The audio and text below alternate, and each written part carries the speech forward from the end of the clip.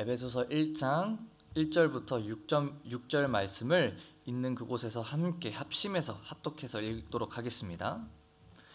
하나님의 뜻으로 말미암아 그리스도 예수의 사도된 바울은 에베소에 있는 성도들과 그리스도 예수 안에 있는 신실한 자들에게 편지하노니, 하나님 우리 아버지와 주 예수 그리스도로부터 은혜와 평강이 너희에게 있을지어다. 찬송하리로다. 하나님 곧 우리 주 예수 그리스도의 아버지께서 그리스도 안에서 하늘에 속한 모든 신령한 복을 우리에게 주시되, 곧 창세전에 그리스도 안에서 우리를 택하사 우리로 사랑 안에서 그 앞에 거룩하고 흠이 없게 하시려고 그 기쁘신 뜻대로 우리를 예정하사 예수 그리스도로 말미암아 자기의 아들들이 되게 하셨으니, 이는 그가 사랑하시는 자 안에서 우리에게 거저 주시는 바 그의 은혜의 영광을 찬송하게 하려는 것이라. 아멘. 우리 화요일 새벽부터 함께 구원받은 백성, 또 하나님의 교회라는 제목을 가지고 함께 은혜를 나누길 원합니다. 제가 함께 방금 읽었던 것처럼 이 에베소서를 가지고 저희가 이제 은혜를 나눌 텐데요. 이 사도 바울이 에베소서라는 이 편지를 기록할 때 두 가지 큰 목적이 있었습니다. 바로 첫 번째는 이 에베소라는 도시에 살고 있는, 또 에베소라는 도시에 정착해서 교회가 세워졌었는데, 이 에베소라는 도시는 이 우상 숭배로 가득한 도시였기 때문에 이런 도시에서 오직 예수 그리스도만이 참된 구주이심을 가르치기 위해서 이 편지를 썼고요. 특히 더 나아가서 이 예수 그리스도께서 온 세상의 통치자가 되셨음을 선포하면서 또 교회가 얼마나 큰 영광을 얻었는가를 노래하는 찬송을 기록하기 위해서 첫 번째로 사도 바울이 에베소를 기록을 했고요. 또 두 번째로는 이런 교회로 세움받은 우리가, 이 교회가 어떤 존재이고 또 그에 속한 자들은 어떤 마음과 태도로 살아야 하는가에 대한 어떻게 보면 가르침으로 기록한 이 서신서가 바로 이 에베소서라는 것입니다. 그래서 오늘 함께 제가 나누고자 하는 은혜도 딱 이 두 가지입니다. 우리가 어떻게 또 어떤 은혜를 받아서 하나님의 자녀로서 부르심을 받았고, 또 그렇게 교회로서 부르심을 받은 우리가 그렇다면 어떻게 세워져 나가야 되는지, 그리고 이렇게 구원받은 우리가 마땅히 하나님께 어떤 반응을 올려드리며 나아가야 하는지에 대해서 나누고자 합니다. 우리의 삶은 오직 구원을 계획하시고 또 그 구원을 이루시고 또 지금도 이루어가시는 그 하나님을 향한 찬양이 가득해야 되는 줄 믿습니다. 아멘. 이것이 바로 구원받은 성도로서 마땅히 하나님께 올려드려야 할 우리의 믿음의 반응이라는 거죠. 그래서 1절부터 2절을 보시게 되면 이 바울이 편지를 처음에 쓸 때, 시작할 때 그 인사말에 이 편지를 받는 수신자들, 즉 이 에베소에 있는 이 교인들에게 성도들이라는 표현을 쓰고요. 또 더 나아가서 예수 안에 있는 신실한 자들이라고 이렇게 표현을 하고 있습니다. 1절에 보시게 되면 이렇게 말씀합니다. 하나님의 뜻으로 말미암아 그리스도 예수의 사도된 바울은 에베소에 있는 성도들과 또 그리스도 예수 안에 있는 신실한 자들에게 편지하노니. 그래서 서두에서부터 이 바울은 우리의 정체성, 그러니까 우리가 누구인지, 하나님께 구원받은 백성, 그리고 우리가 바로 교회라는 사실을 다시 한번 상기시켜주면서 이 이야기를 시작한다라는 거죠. 이 에베소에 있는 성도들이라는 이 단어는 헬라어로 보시게 되면 하기오이스라는 단어로 표현되어져 있는데, 이걸 저희가 의미를 분석하자면 이런 의미가 있습니다. 이 세상과 분리되어져서, 즉 구별되어져서 하나님께 속하게 된 거룩한 자들이라는 것을 뜻합니다. 이 거룩함은요, 그냥 막 우리가 겉으로 외적으로 막 주님 주여 이런 거룩함을 뜻하는 것이 아니라 이 그리스도와의 연합을 통해 이루어지기 때문에 이들은 예수 안에 있는 자들이라고 사도 바울이 표현하고 있고요. 또 예수님을 믿어 순종의 삶을 살고 있기 때문에 신실한 자들이라고 표현을 하고 있다는 것입니다. 지금 하나님께서는 우리들도 이렇게 부르신다는 거죠. 너희는 내가 내 아들의 피로 산 거룩한 성도이다. 내 안에 거하며 내가 너희 안에 거하는 너희는 바로 나의 자녀이다라는 이 믿음의 선포를 가지고 우리들에게 지금 부르시고 있다라는 겁니다. 그래서 바울이 원했던 것은 이런 부르심을 받은, 이렇게 하나님의 자녀가 된 성도들이 자신들을 구원하기 위해 행하신 하나님의 놀라운 그 은혜의 역사를 찬양하며 또 모든 영광을 하나님께 올려드리고 또 그 은혜를 갚기 위해서 그렇다면 우리가 무엇을 해야 되는지를 깨닫고 신실한 삶의 모습으로 나아가길 원했다라는 거죠. 하나님이 우리를 지으신 목적은 우리 이사야서 43장 21절에 나와 있는 것처럼 하나님을 찬송하게 하시려는 것인 줄 믿습니다. 아멘. 지금 우리를 하나님께서 창조하시고 구원하시고 이 자리 가운데 불러서 예배자의 자리로 나오게 하신 그 이유는 하나님의 이름을 영화롭게 하며 그 하나님께 영광을 올려드리게 하기 위함이다라는 거죠. 그래서 만 백성 중에 이 하나님의 자녀가 되어 하나님을 찬송할 자로 선택받았던 구약의 그 이스라엘 민족과 같이 이제는 하나님께서 우리를 그렇게 부르신다는 겁니다. 교회된 우리들도 동일한 부르심을 받았다라는 거죠. 그리고 그렇게 부르심을 받은 우리가 이제 기억해야 하는 건 이 찬송의 이유가 전혀 우리에게 있는 것이 아니라 오롯이 하나님께 있다라는 겁니다. 이것을 깨달은 사도 바울은 이 에베소서라는 이 서신서를 통해서 우리가 찬송해야 할 구체적인 이유를 전해주기 시작합니다. 3절부터 이어서 보시게 되면 사도 바울이 이 삼위일체 하나님, 즉 성부, 성자, 성령 하나님이 이 교회에게 행하신 놀라운 그 역사를 선포하고 설명하기 시작합니다. 3절부터 6절까지의 말씀을 보게 되면 이 성부 하나님의 그 사역을 설명하면서 그 끝에는 그래서 우리가 하나님을 찬송해야 된다라고 끝맺음을 하고요. 또 이어서 7절부터 12절까지 말씀을 보면 성자 하나님, 예수 그리스도를 통하여서 이루신 그 하나님의 사역을 설명하면서 동일하게 여기서도 그래서 우리는 하나님을 찬송해야 한다라고 마무리를 짓고요. 또 더 나아가서 13절과 14절에 보면 이 성령 하나님의 사역을 설명하면서 똑같이 동일하게 그래서 우리는 하나님을 찬양해야 합니다라고 이렇게 마무리를 짓고 있습니다. 그래서 3절에 보시게 되면 사도 바울이 이렇게 말합니다. 찬송하리로다.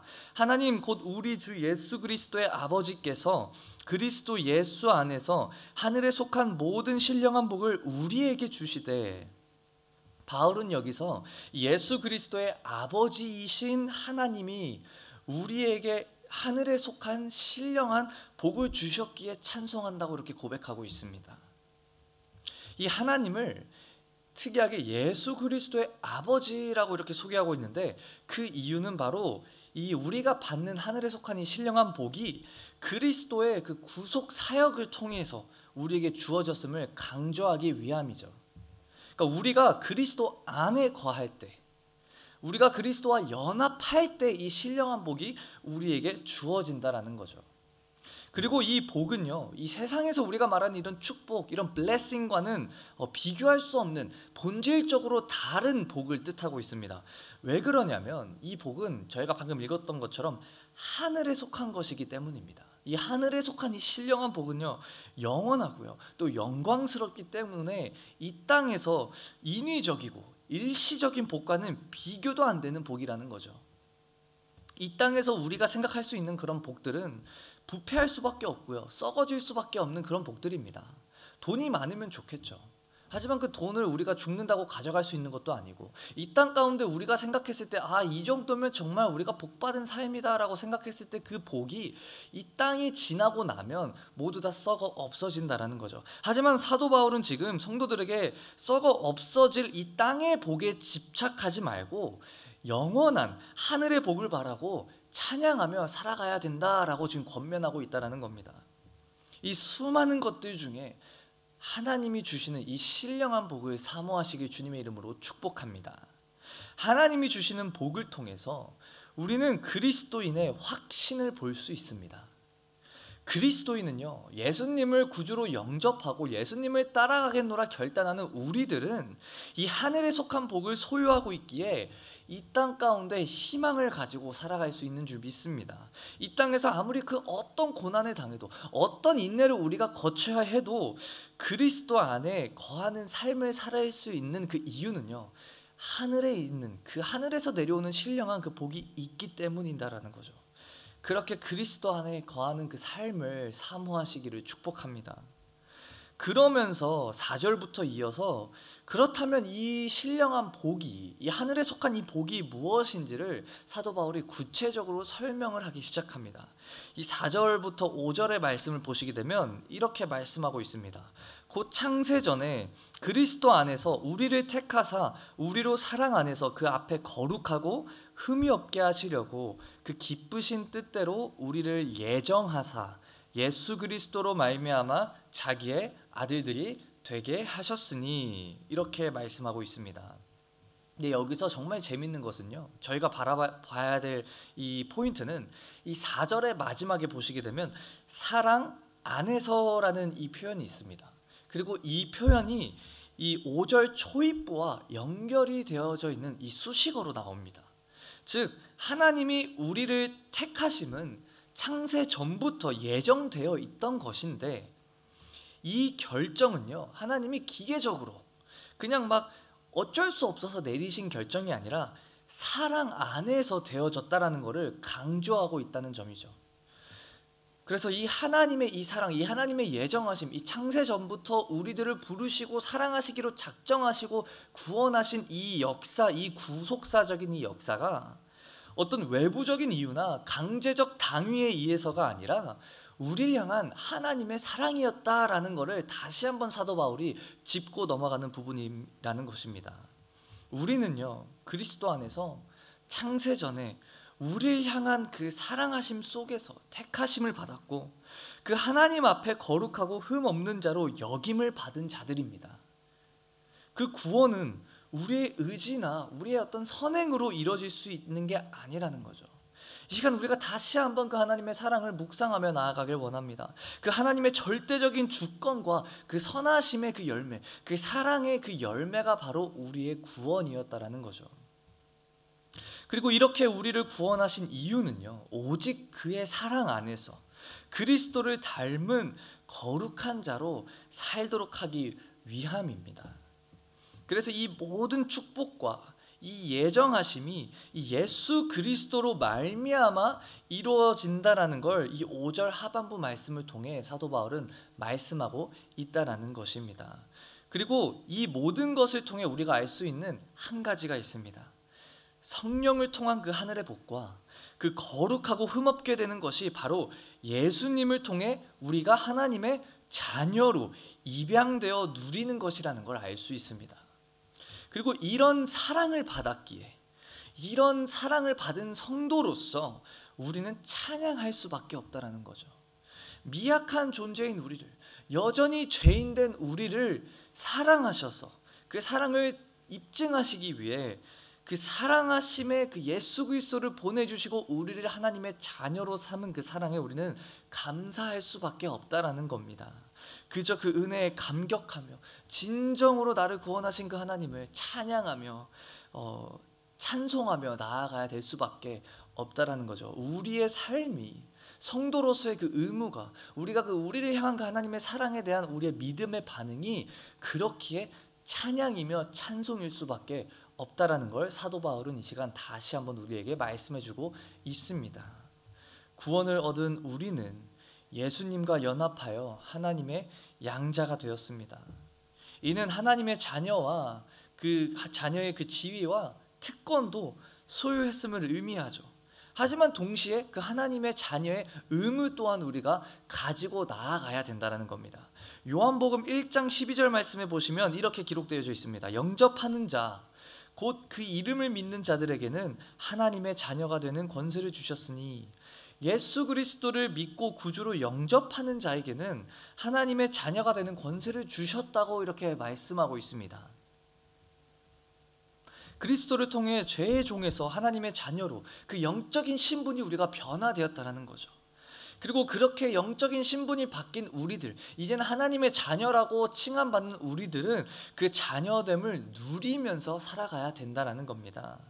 하지만 동시에 그 자녀됨의 권세를 살아가지만 그 자녀됨의 의무 또한 우리는 가졌고, 그 권리와 그 본분과 그 의무를 다해야 한다는 걸 사도 바울은 여기서 다시 한번 우리에게 상기시켜주고 있다는 겁니다.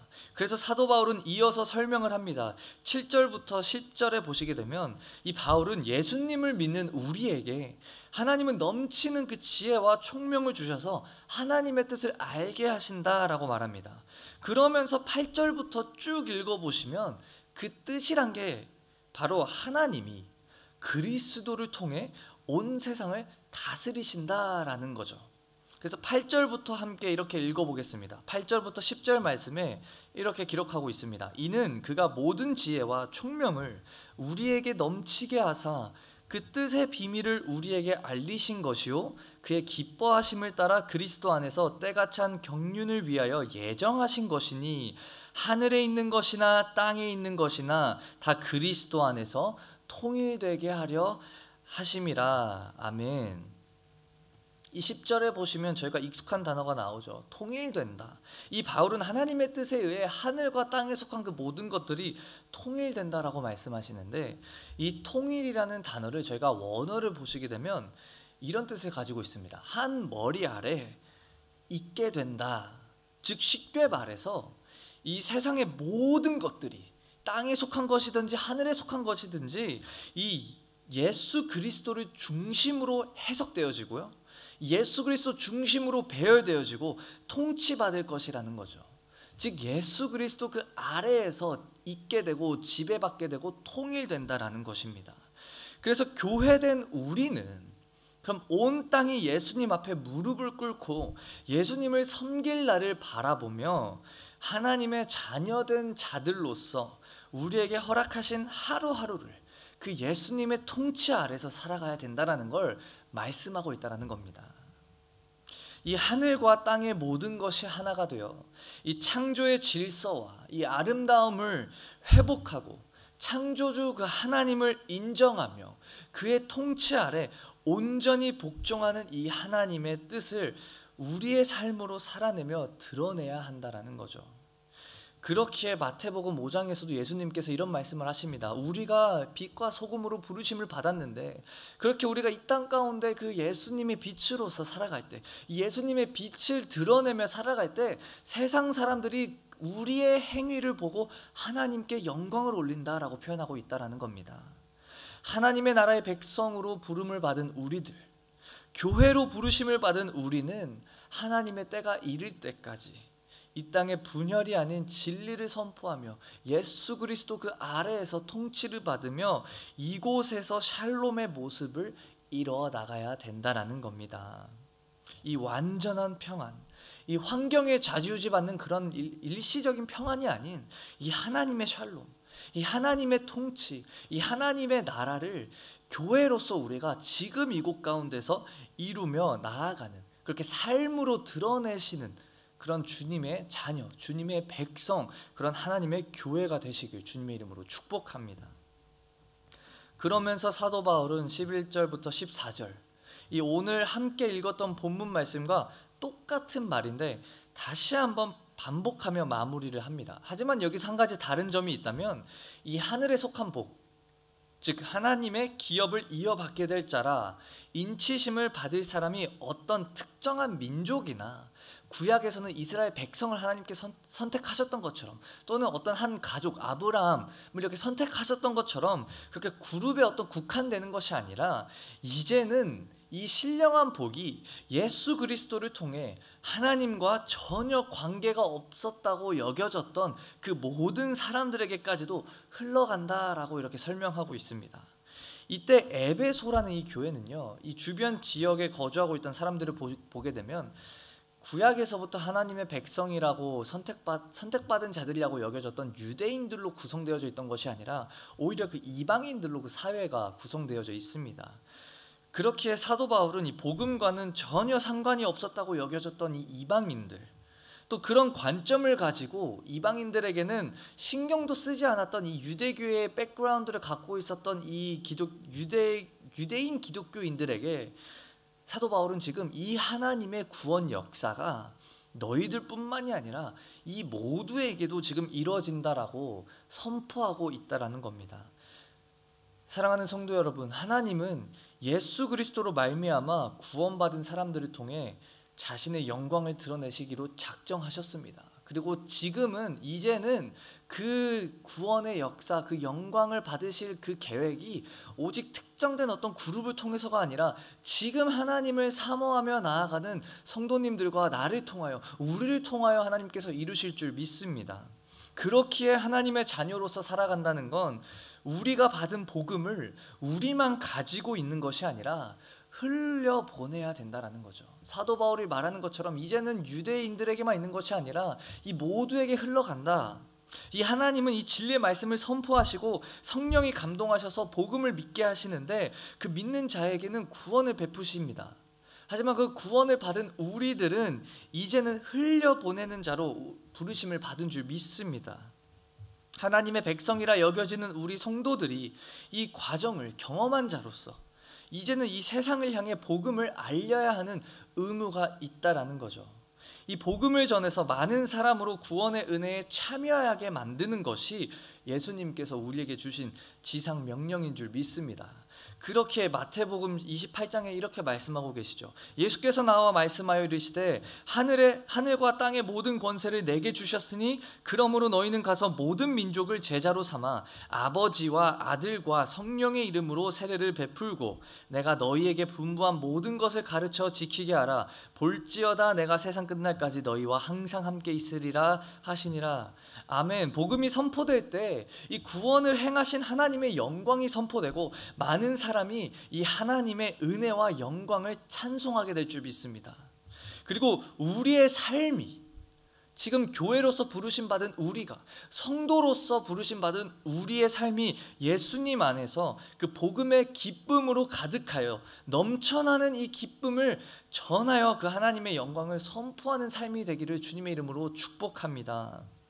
그래서 사도 바울은 하나님이 그리스도인들을 상속자로 삼으시고 성령으로 인치심으로 기업의 보증이 되게 하셨다라고 말씀하십니다. 그리스도인에게 이 성령님은 장래에 얻을 기업의 완벽한 보증이 되어 주십니다. 그 소유권을 보증할 분이 하나님이시기 때문입니다. 우리는 하나님의 소유된 공동체입니다. 그래서 우리는 광야 같은 이 인생길에서 쓰러지지 않고 신실하신 그 하나님을 우리가 의지하며 우리 안에 이루신 그 하나님의 구원, 또 지금도 이루어 가시는 그 하나님의 은혜와 그 구원의 역사를 찬양할 수 있다는 거죠. 우리가 그렇게 하나님을 찬양하며 나아갈 때 많은 사람들이 이 하나님에 대해서 알게 되고 하나님께 동일한 그 영광을 올리게 될 줄 믿습니다. 우리는 에베소서는 이 시작부터 그리스도 안에서 얻어진 우리의 새로운 정체성, 그리고 하나님의 주권과 그 사랑을 선포하며 나아가고 있습니다. 우리는 그리스도의 공로가 아니면 얻을 수 없는 그 하늘의 신령한 복을 소유하게 됐다라는 거죠. 그래서 바울은 끊임없이 반복해서 그리스도 안에서, 그 안에서라는 말로 이 찬송의 이유를 가득 채우고 있다라는 것입니다. 우리의 처지와 환경에 상관없이 날마다 내어주시는, 날마다 내주하시는 그 성령을 의지함으로 하나님을 찬송하시기를 소원합니다. 하나님은 예수 그리스도로 말미암아 죄사함을 입은 우리들, 곧 하나님의 교회를 통해 영광을 드러내시기로 작정하셨다라는 거죠. 그래서 교회된 우리가 나의 이 구원의 근원이 누구이신지, 예수 그리스도이심을 우리가 기억하고 하나님의 사랑 때문에 구원받았음을 기억해서 하나님께 찬송함으로써 하나님께 영광 올리는 삶을 살게 되기를 축복드리고요. 또 두 번째로는 그렇게 우리가 구원받은 우리가 이 땅 가운데 교회로서 하나님의 일하심을 드러내는 그런 하나님의 교회가 되시기를 축복합니다. 우리에게 주신 이 부르심, 이 영광스러운 정체성과 사명을 묵상하며 기뻐하고 우리를 향한 하나님의 뜻을 이 세상 가운데서 실현하며 살아내며 이 하나님의 사랑과 선하심을 드러내는 주님의 자녀가 되시기를 주님의 이름으로 축복합니다.